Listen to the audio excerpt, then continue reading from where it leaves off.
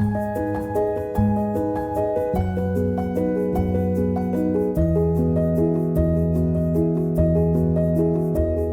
à tous et bienvenue dans ce nouvel épisode de Vague à l'âme.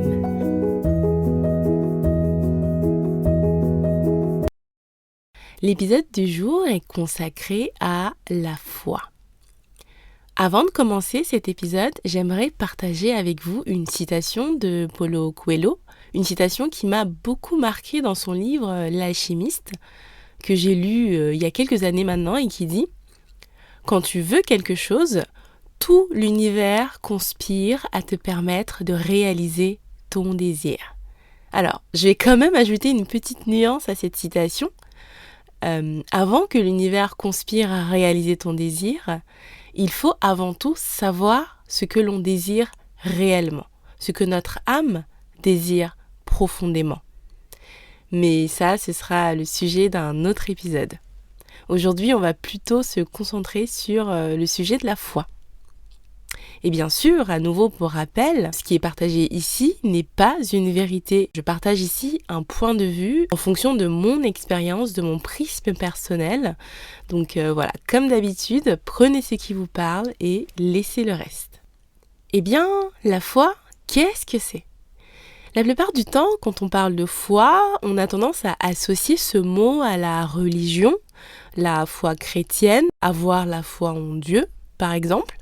Mais le problème ici avec cette posture, c'est que lorsqu'on pense avoir, on pense au verbe avoir, on pense avoir quelque chose, c'est déjà qu'on imagine que l'on peut posséder, disposer de la chose. Et en fait, à partir du moment où on imagine devoir posséder quelque chose, eh bien en fait, on imagine aussi pouvoir perdre cette chose. Donc on est vraiment dans une dualité pour le coup. Et surtout dans cette posture, on est dans une quête. On est à la quête de quelque chose, on est à la quête de posséder, de disposer, d'avoir quelque chose.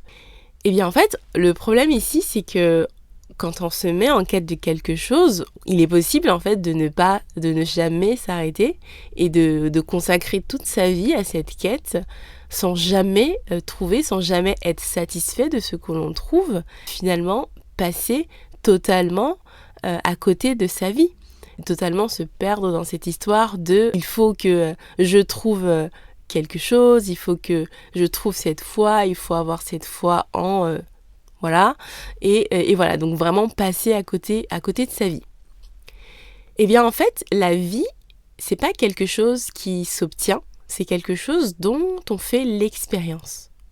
Et là, je vous renvoie à l'épisode 1 du podcast, Le bonheur ou la bonheur, dans lequel je développe un peu plus ce sujet. Si vous avez envie d'approfondir un peu plus le sujet sur la quête, le désir, etc. Alors ici, voici une définition de la foi que j'aimerais mettre en lumière. C'est la définition que l'on retrouve dans la Bible. Alors attention, ici, on ne va pas du tout parler de religion. C'est pas du tout l'espace pour. Mais voilà, je trouvais ça intéressant de partir de cette base pour expliquer, étayer mon point de vue.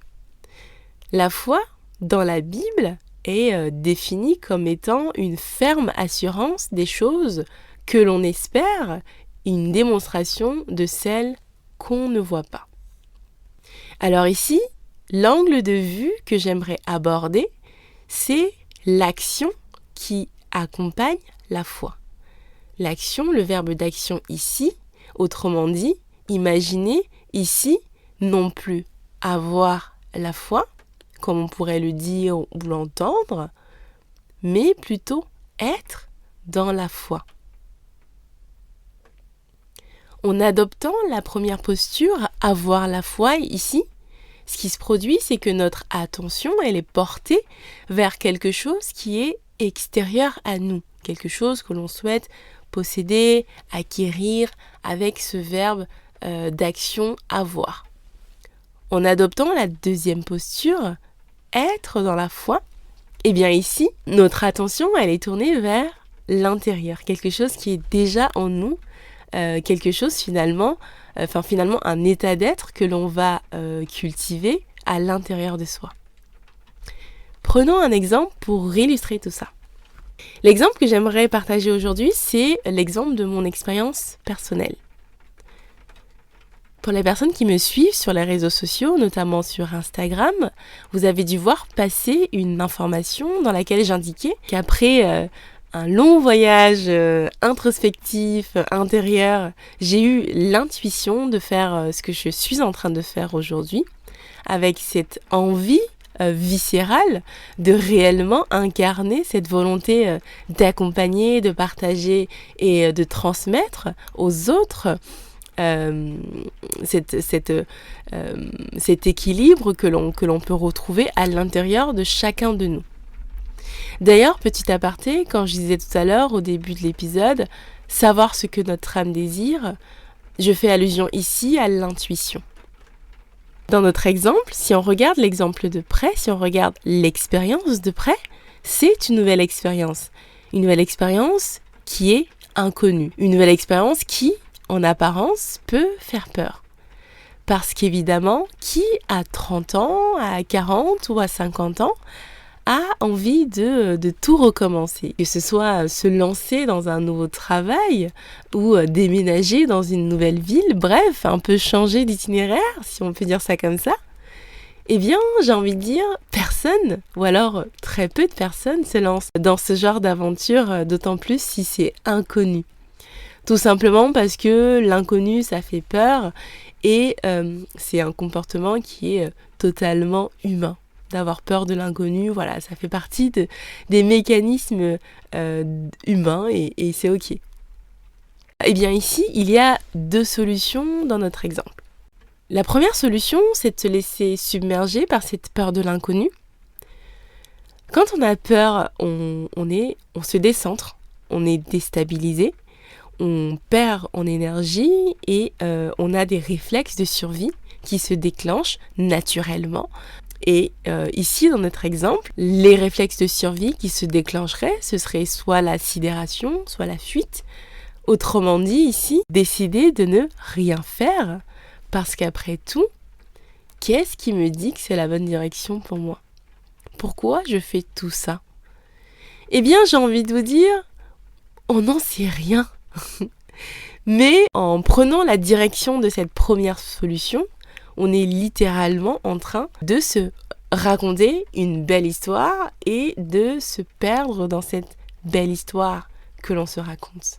Alors, la deuxième solution, qu'est-ce que c'est ? La deuxième solution est tout simplement ramener son attention au centre. Donc le centre, qu'est-ce que c'est ? C'est l'instant présent, l'instant ici et maintenant, l'espace de neutralité dans lequel nous ne sommes pas perdus ni dans le passé ni dans le futur, surtout dans lequel on ne se raconte pas d'histoire parce qu'on est ici et maintenant.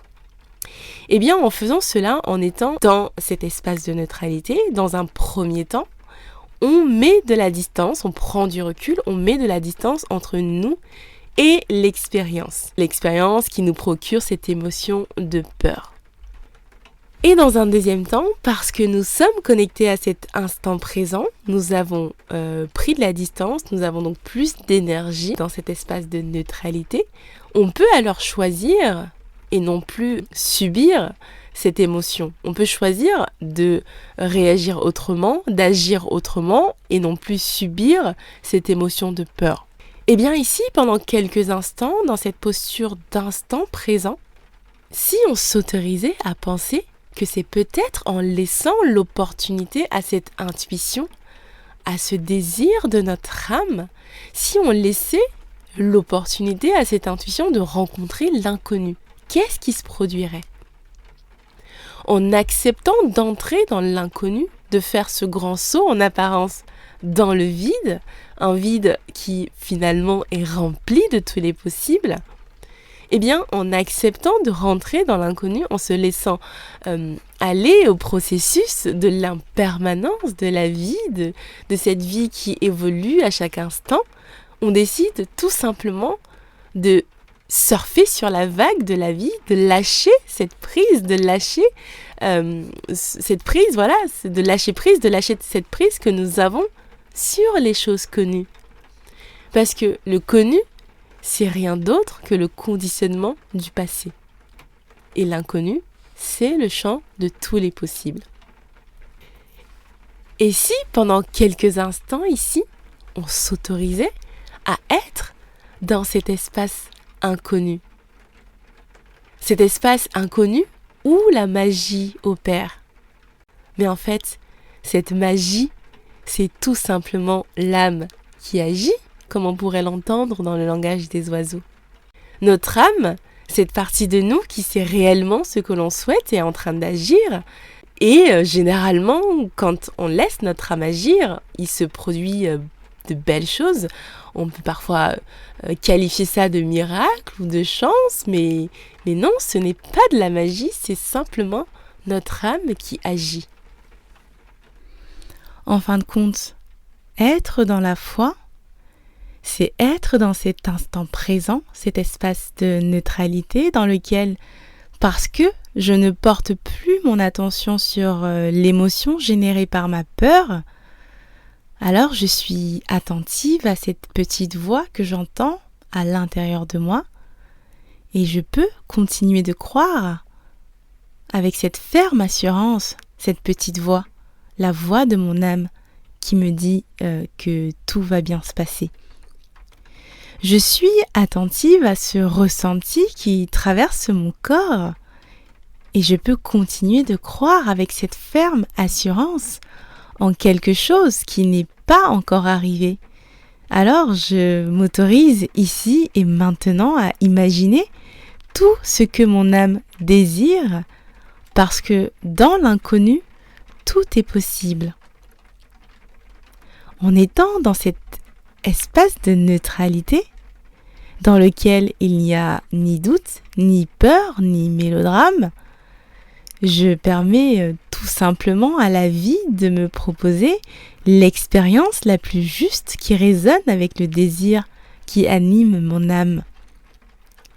Et parce que je vibre, je ressens ce désir au plus profond de moi, j'envoie alors une information à la vie sur la réalité que je souhaite expérimenter. Parce que tout ce que je vibre, tout ce sur quoi je porte mon attention à l'intérieur de moi prend forme dans la matière à l'extérieur. Et si c'était ça, être dans la foi? Finalement, un état d'être que l'on va cultiver chaque jour, à chaque instant. À partir du moment où c'est notre âme qui nous pousse à agir avec passion et de manière désintéressée, à partir du moment où il y a assez de place à l'intérieur de nous pour laisser émerger cette nouvelle idée, cette intuition de faire ceci ou cela, Eh bien, au lieu de se raconter de belles histoires, et si on s'autorisait, dans cet instant présent, de rentrer en résonance avec cette nouvelle expérience que nous propose la vie. Rentrer en résonance, c'est être dans cet instant présent, cet espace de neutralité. Et si on s'autorisait à être tout cela, à être dans cette foi, à cultiver cet état d'être intérieur, en prenant le soin de toujours garder en tête la chose suivante: quand je veux quelque chose, tout l'univers conspire à me permettre de réaliser mon désir. Voilà, c'est la fin de cet épisode. Je vous dis à très vite et je vous embrasse.